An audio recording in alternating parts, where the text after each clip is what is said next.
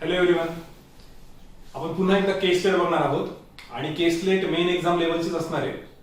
Last टाइमची जी केस slate होती आपली ती 4 सर्कलची होती. तर मुलांचं म्हणणं होतं की ही थोडीशी डिफरंट होती, म्हणजे काही जणांचं म्हणणं होतं. तर यावेळी पण आपण थोडीशी डिफरंट केस स्लेट बघतोय आणि शक्यतो एक्झामसाठी कोणती रिलिव्हंट राहील, कशा पद्धतीची राहील हे व्हिडिओच्या शेवटी मी तुम्हाला सगळं सांगतो. कारण आपल्याला लेंथ थोडीशी कमी ठेवायची आहे घरून करत असल्यामुळे.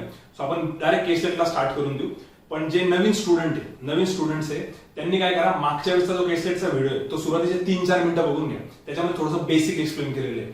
बाकी पुढचा पार्ट तुम्ही इथून कंटिन्यू केला तरी जमू शकतो. ठीक आहे, तुमच्या स्क्रीनवरती एक केसलेट येऊन जाईल. फक्त माझी रिक्वेस्ट आहे तुम्हाला की ती केसलेट तुम्ही पॉज करा, तो व्हिडिओ स्टॉप करा, पूर्ण केसलेट सॉल्व्ह करा. तुम्हाला 5 मिनिटं लागले, 10 मिनिट लागले, 15 मिनिट लागले तरी चालेल, पण तुम्ही स्वतः पूर्ण ट्राय करा आणि त्याच्यानंतरच हा व्हिडिओ रिझ्यूम करून पुढे कंटिन्यू करा. ठीक आहे, सो स्क्रीनवरती केसलेट आलेली असेल, कम्प्लीट सॉल्व्ह करा. आणि मी असं अज्युम करतो की आता तुमची केसलेट सॉल्व्ह झालेली असेल, तुम्ही पॉज केलेला असणार आहे, त्याच्या पुढे आपण कंटिन्यू करू. ठीक आहे, सो बघा राईट साईडला तुम्हाला केसलेट दिसत पण असेल स्क्रीनवर. फर्स्ट सेंटेन्स स्टार्ट करू आपण. पहिलं सेंटेन्स आहे, in coaching class total number of students are 336 students आहेत. टोटल 336. ओके, पहिला पॉईंट कळाला आपल्याला. Second point, each student likes at least one subject. At least one subject out of the 3 subject. आता इथं सगळ्यात कामाचा पॉईंट जो आहे, ऍटलीस्टला अंडरलाईन करावा लागेल. क्लासमध्ये जसं आपण अंडरलाईन करायचो तसं. पण आता हे व्हिडिओ असल्यामुळे तुम्ही समजून घ्या, ऍटलीस्ट वनला अंडरलाईन करायचं. आता ऍटलीस्टचा अर्थ काय होतो? ऍटलीस्ट म्हणजे कमीत कमी. मग कमीत कमी 1 सब्जेक्ट, 2 सब्जेक्ट, 3 सब्जेक्ट काही चालू शकतं. म्हणजे ज्याला कॉन्ट आवडतो तोही असणार आहे, कॉन्ट लॉजिक वालाही असणार आहे, कॉन्ट लॉजिक इंग्लिश वालाही असेल. तर ऍटलीस्टचा अर्थ आहे कमीत कमी 1 विषय, 2 विषय किंवा 3ही विषय आवडू शकतात. 3च का म्हटलं मी? कारण 3चीच लिमिट आहे. अदरवाईज ही लिमिट जर 4-5 पर्यंत असते तर 4-5 पर्यंत एक्सटेंड केलं असतं. सो एवढा पिक्चर तर क्लिअर आहे की 336 स्टुडंट जे ते सगळे 1 सब्जेक्ट, 2 सब्जेक्ट किंवा 3 सब्जेक्ट मध्ये कुठे ना कुठे इन्व्हॉल्व आहेत. आणि ब्रॅकेटमध्ये सब्जेक्टचं नाव पण दिलेले. Then number of students who like only quant. आता हे ओनली कॉन्ट किंवा कंपॅरिझन स्टार्ट झालं तर मागच्या वेळेस सांगितलं होतं मी, ज्यावेळी कॉमन पार्ट इंटरसेक्ट होतं ना त्यावेळेस आपल्याला अशी डायग्राम काढावी लागते. अदरवाईज आपण कॉन्ट एलआर जसं तुम्ही पझल्स मध्ये करतात ना सेक्शन पाडून, तसं पण करू शकतो असतो. पण आता कसं आहे, इंटरसेक्शन म्हणून आपण अशी डायग्राम काढली आहे. सो कॉन्ट, एलआर आणि इंग्लिश असे 3 सर्कल काढून घेतले आपण सेपरेट. त्यात त्यांचं पहिलं सेंटेन्स वाचत होतो आपण. फर्स्ट सेंटेन्स आहे की number of students who like only कॉन्ट इज 60. आता याचं बेसिक मागच्या केसलेट मध्ये एक्सप्लेन केलेले. जे नवीन स्टुडंट असतील त्यांनी सुरुवातीचे 3-4 मिनिट्स मागच्या केसलेटचे बघून घ्या. आणि जर कॉन्ट म्हटलं तर हा एंटायर सर्कल येईल, ओनली कॉन्ट म्हटलं तर फक्त एवढा पोर्शन येईल. ठीक आहे, तर मी इकडनं चालू करतो. मी ओनली कॉन्ट म्हटलंय, सो इथे येऊन जातील 60. देन पुढचं सेंटेन्स यांचं, number of students who like reasoning with at most 1 more subject. आता सगळ्यात ट्रिकी पॉइंट हाच याच्यामध्ये, reasoning with at most 1 more subject. आता ऍटमोस्टचा अर्थ काय होतो? आता बघितलं आपण, ऍटलिस्ट म्हणजे कमीत कमी, तर ऍटमोस्ट म्हणजे जास्तीत जास्त. आता ऍटमोस्ट जसं आपण प्रोबॅबिलिटीत करायचो, प्रोबॅबिलिटीमध्ये असायचं की ऍटमोस्ट 3 कार्ड्स तुम्ही काढू शकता, म्हणजे जास्तीत जास्त 3 कार्ड्स, 2 कार्ड्स, 1 कार्ड. पण नेहमी लक्षात ठेवायचं की ऍटमोस्ट म्हणजे त्याच्यामध्ये 0 पण येतो. सो ऍटमोस्ट 1 मोर सब्जेक्ट म्हणजे अजून 1 सब्जेक्ट जास्त किंवा नाही घेतला तरी जमतो. सो आम्ही याच्या दोन्ही केसेस लिहून टाकतो. त्यांनी शब्द काय वापरला परत बघू आपण. Number of students who like reasoning with at most 1 more subject.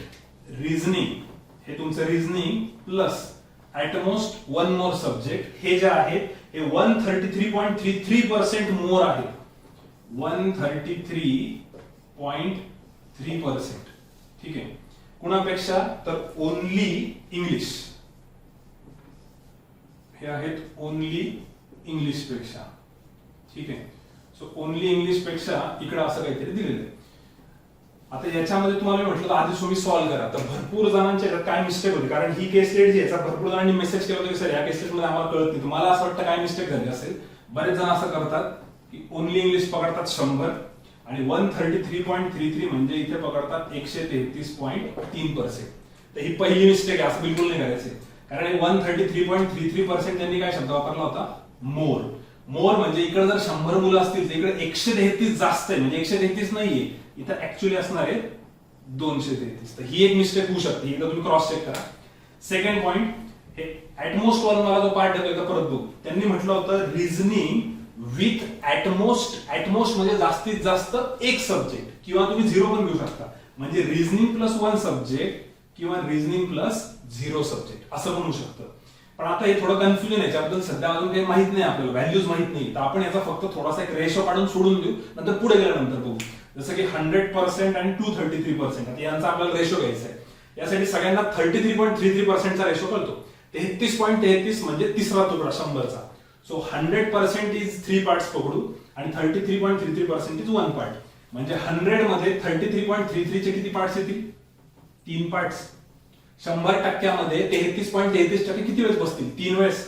मग असं जर मी 200 पकडलं असतं तर 33 असं 100 मध्ये जर 3 वेळेस आहे, 200 मध्ये 6 वेळेस, आणि हा पुढचा एक 33 आहे. सो याला पकडू आपण 6. म्हणजे मी असं म्हणू शकतो की 100% आणि 233.33% यांचा रेशो किती? 3:7. 100% मध्ये 33% 3 वेळेस येतील आणि 233 मध्ये 7 वेळेस. पण आता हे एक्झॅक्टली 3 आणि 7 हे काय हे माहित नाही, हा रेशो आहे. हे कदाचित 3 म्हणजे 30 असू शकता आणि 7 म्हणजे 70 असू शकता, किंवा 3 म्हणजे 36 असू शकता आणि 7 म्हणजे 84 पण असू शकता, असं मल्टिपल मध्ये काही पण राहील. सो मला असं वाटतं ही लिंक थोडीशी इथं पॉज करू आपण. रिझनिंग मध्ये कसं होतं, एखादी अवघड लिंक असते तर आपण त्याला थोडंसं बाजूला ठेवतो, इझी वाली लिंक युज करतो. त्याच्यात ही लिंक थोडी कॉम्प्लिकेटेड दिसते, 3:7 रेशो तर झालेलं आहे, पण पुढे काही कळत नाही. त्याला होल्ड करा, पुढचं वाचून घ्या आपण, त्याच्यावर नंतर येऊन. ठीक आहे. पण जर ज्यांचं असं कन्फ्युजन आहे की सर हे म्हणजे नेमकं इकडचा कोणता पाठ आहे, तर तो एक बघून घेऊ आपण. ओनली इंग्लिश जर म्हटलं तर ओनली इंग्लिश म्हणजे तर तुमचा हा पोर्शन येईल बघा, ब्लू पोर्शन, बरोबर, ओनली इंग्लिश. आणि हे रिझनिंग प्लस 1 मोर सब्जेक्ट जो प्रकार आहे ना, हा एकदा बघून घेऊ. सगळ्यांनी इथं नीट लक्षात, सगळ्यात ट्रिकी पॉइंट आहे हा, जर कळाला पूर्ण केसेस कळून जाईल. रिझनिंग प्लस 1 सब्जेक्ट किंवा 0 सब्जेक्ट. बरं इथे बघू, हा 60 तर काही येणार नाही, कारण हा क्वांट आहे, याचा काही संबंध नाही. हा पण नाही येणार. हा जो इंटरसेक्शन आहे हा क्वांट आणि इंग्लिशचा आहे, पण यांचं म्हणणं काय आहे की रिझनिंग कंपल्सरी पाहिजे, म्हणजे या तीनही पोर्शनचा काही संबंध नाही. आता हा सेंटरचा पॉईंट बघ, हा जो पॉईंट आहे याच्यामध्ये रिझनिंग पण आहे, क्वांट पण आहे, इंग्लिश पण आहे, म्हणजे टोटल किती झाले? 3. पण यांनी काय म्हटलं होतं? रिझनिंग प्लस 1, म्हणजे हा पण येणार नाही. बरं, याचा विचार करू, याच्यामध्ये रिझनिंग आला आणि क्वांट आला, म्हणजे रिझनिंग बरोबर 1 आला की नाही आला, म्हणजे हा एक चालतोय आपल्याला. सो रिझनिंग प्लस 1 म्हणजे याला तुम्ही ग्रीन सिग्नल देऊन टाका. ठीक आहे. हा जर बघितला तर याच्यामध्ये रिझनिंग प्लस इंग्लिश येतोय, म्हणजे रिझनिंग प्लस 1 मोर येतोय, हाही चालतो, कारण यांनी म्हटलेलं रिझनिंग प्लस 1.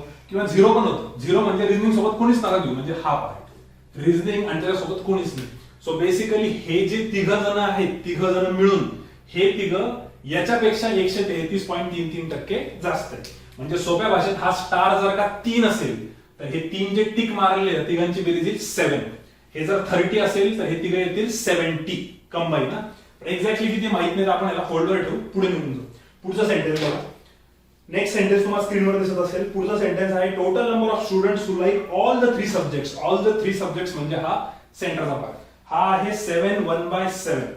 आता हे सगळ्या स्टुडंट्सला माहिती असणार आहे की 7 1/7% म्हणजेच 7.14%, आणि 7.14% चा फ्रॅक्शन असतो 1/14. आता हा 1/14 घ्यावा लागेल आपल्याला, 14 ने डिवाइड करावं लागेल. कोणाला डिवाइड करायचं? Total number of students of the class. क्लासचे स्टुडंट सुरुवातीला दिले होते बघा, किती होते? 336 डिवाइडेड बाय 14. 14 टू द 28, 14 4 जा 56. सो सेंटरचे हे जे आहेत ऑल 3 हे होते 1/14 of total.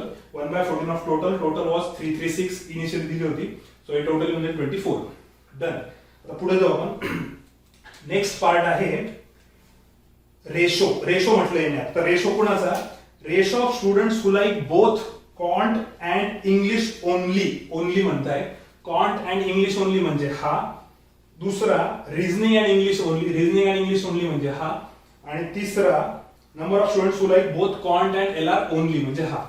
So this part and this part यांचा रेशो दिलेला आहे. सो यांचा रेशो यांनी दिलेला आहे.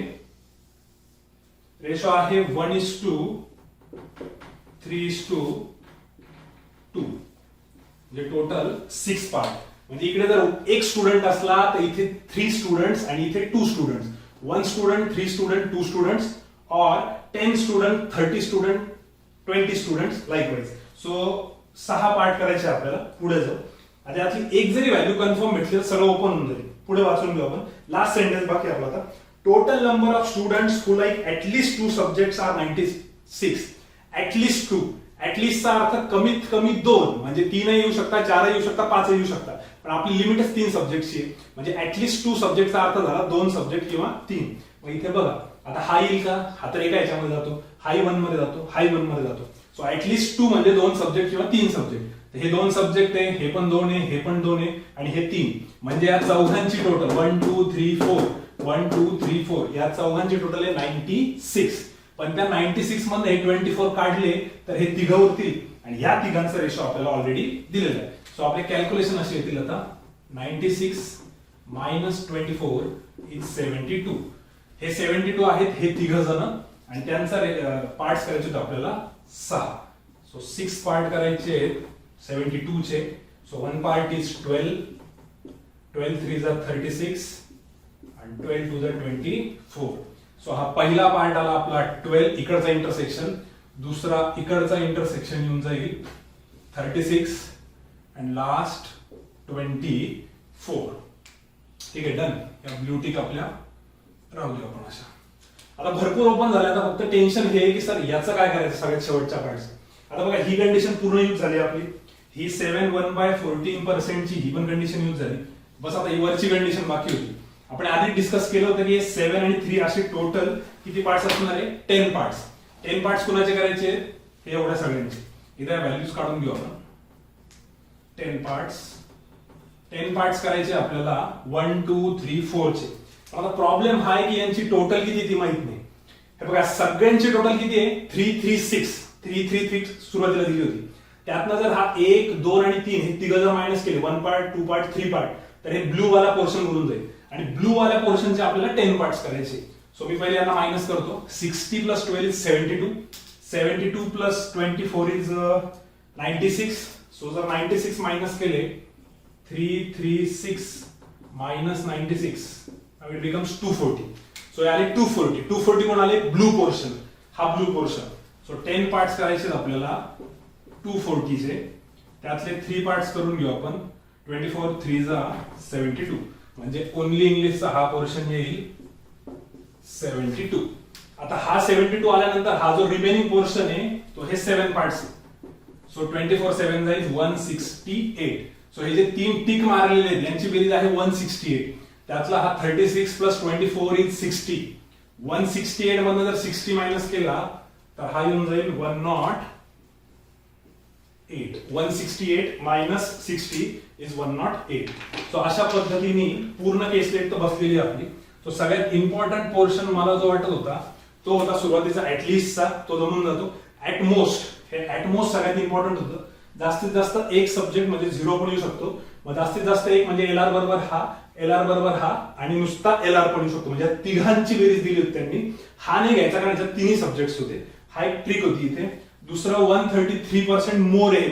हे मोर नीट बघायचं. अदरवाइज रेशो येतो 3:4 येऊन जाईल तो. कारण जर तुम्ही इकडे 133 घेतलं. सो हे असं सगळं आहे. याच्यात आता बघा तुमच्या कुठे पुढे गडबडी झाल्या होत्या. आता पटकन आपण काय करू याच्यावरचे क्वेश्चन्स बघून घेऊ एकदा. ठीक आहे. हे जर काही थोडाफार पार्ट तुम्हाला कळाला नसेल तर व्हिडिओ पॉज करा, परत एकदा व्यवस्थित बघून घ्या. नेक्स्ट क्वेश्चन्सच्या आता तुम्हाला विंडो येऊन जाईल वरती. याच्यावरती टोटल 5 क्वेश्चन्स आहेत आणि ऍटमोस्ट वरती पण क्वेश्चन विचारले जाऊ शकतात. यांनी कसे विचारलेले ते बघू. फर्स्ट क्वेश्चन जो आहे तो आहे number of students who like both reasoning and English are what percent of who like English. Both reasoning plus English. Reasoning आणि इंग्लिश. आता रिझनिंग आणि इंग्लिश जर ओनली पार्ट म्हटला रिझनिंग आणि इंग्लिशचा ओनली तर हा 36. पण बोथ म्हटल्यावर हे दोघं जण ते दोघं मिळून किती आले? 60. हे जे 60 आहे both LR and English is what percent of English. English म्हटलंय, ओनली म्हटलंय का? ओनली इंग्लिश म्हटलं असतं तर 72. इंग्लिश म्हटलंय म्हणजे एंटायर पूर्ण येईल. सो हे 72 आहे. या दोघांचे addition 60. 60 plus 12 is also 72. 72 plus 72 is 144. त्याला 12 ने डिवाइड करा. 5/12. 5/12 चा फ्रॅक्शन माहिती असेल तर येतं ते. पण 41 मध्ये दोन ऑप्शन्स आहेत. सो 12 ने डिवाइड करून घ्या इंटू 100 ते येऊन जाईल पर्सेंटेज साठी. 12 4 चा 48. 2 कॅरी 1 2/3. 8/12 इथे 8/12 इज 2/3. 41.66 पाहिजे. ऑप्शन्स मध्ये बघा तुम्हाला स्क्रीनवर दिसत असेल 41.67 दिले त्यांनी. ठीक आहे, तेवढा ऍडजस्ट करून घ्या. 66 किंवा 67. सो हा झाला आपला फर्स्ट क्वेश्चन.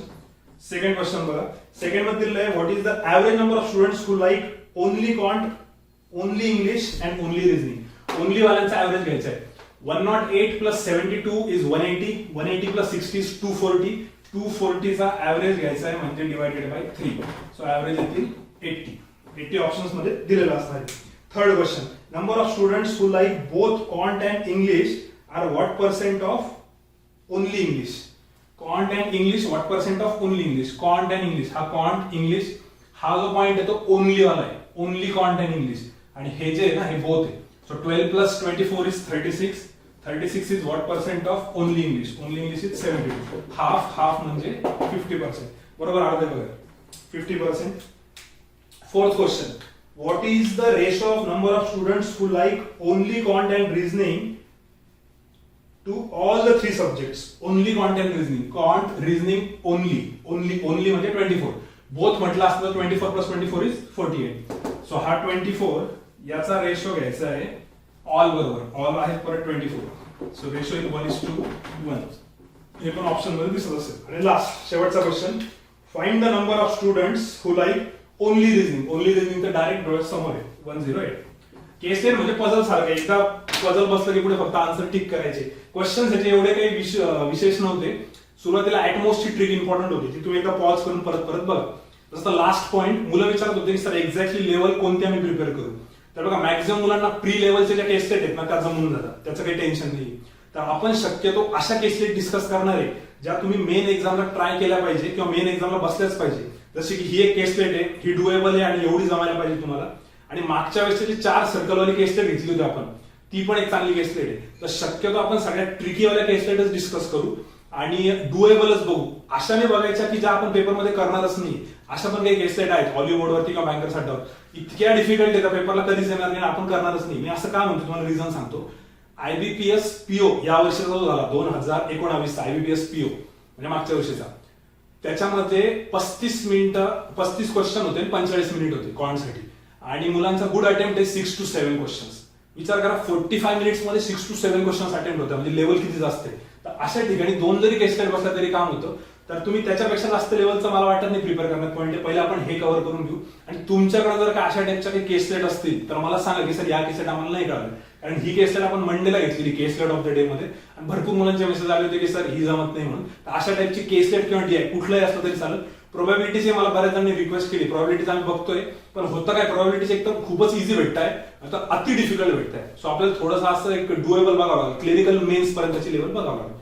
ठीक आहे. So will stop here. याच्यात ज्यांचाही डाऊट असेल त्यांना फक्त एक रिक्वेस्ट आहे की मागच्या वेळेसचं जे केस स्टडीचं सेशन होतं त्याची थोडीशी सुरुवात बघून घ्या, तो पिक्चर क्लिअर होईल. Will stop here. थँक्यू.